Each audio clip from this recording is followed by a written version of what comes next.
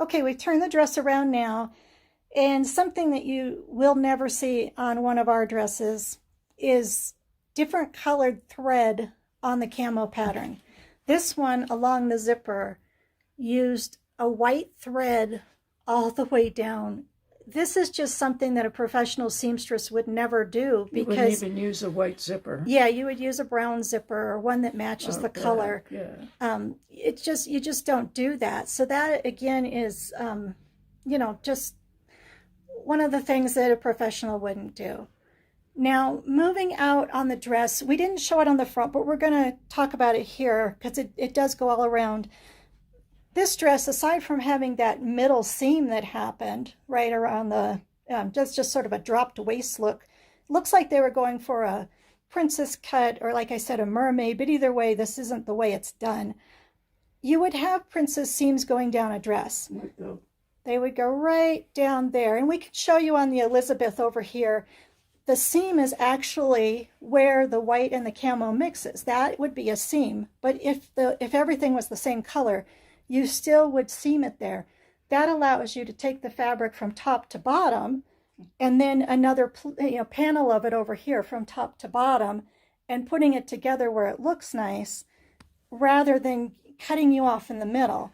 And ladies, I'm sure you don't want to be cut in the middle. Many of us know that when you cut something crosswise, it always makes you look a little bigger than you are.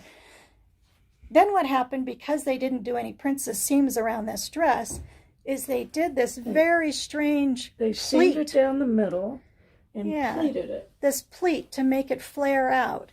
But if you had the princess seam, you would never need that pleat. So it's a little bit strange what happened there. Other things on this dress, it did have a very nice lining. I don't want to sound just negative about everything, but we want to let you know about quality control of what you're going to get when you buy from China or another overseas factory. So they did have a nice lining. They did do a good job putting the lace around it. The dress did come with similar to ours, where it was lined in the entire bodice. It had the bra strap inside, which helps hold you in. It had some bra cups.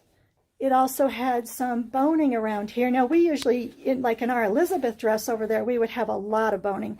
This one, I think we counted 6 bones. But it's not as heavy as the Elizabeth, so that might make sense. I mean, it's the lining and the outer fabric. There's no triple facing lining inside to give it body. Yeah, and ours do usually have that. It does depend on the kind of dress, but typically our bigger dresses, like the Elizabeth, like the Anita, the heavier wedding dresses will have that. So overall, you can see here the differences in that color, and I did put a skirt that's in mossy oak on the side, so you can see the difference there of how true mossy oak and then the knockoff mossy oak, and again over on this side. So you just be able to see. One of the things we take pride in here at A Touch of Camo is offering a very high quality dress, formal wear, whatever we are making, at the best price we can. Keep in mind when you buy off Amazon or another site, Alibaba, whatever it shall be, that these guys are giving you a very inexpensive dress because it is just not authentic and it's not made well typically. Dresses are expensive. The fabric in this dress, the Elizabeth alone, cost us over $100 our cost. That's why they use a knockoff fabric. The mossy oak fabric. Yeah, the mossy oak over here. So it is very expensive for us to make. But, to each their own. We just feel that we need to let folks know about how we do it and how some other folks do it, because we don't want you to be unhappy, like the bride that brought us this one, when you're already stressed out enough getting ready for your wedding day. It's terrible when your dress shows up and doesn't look well.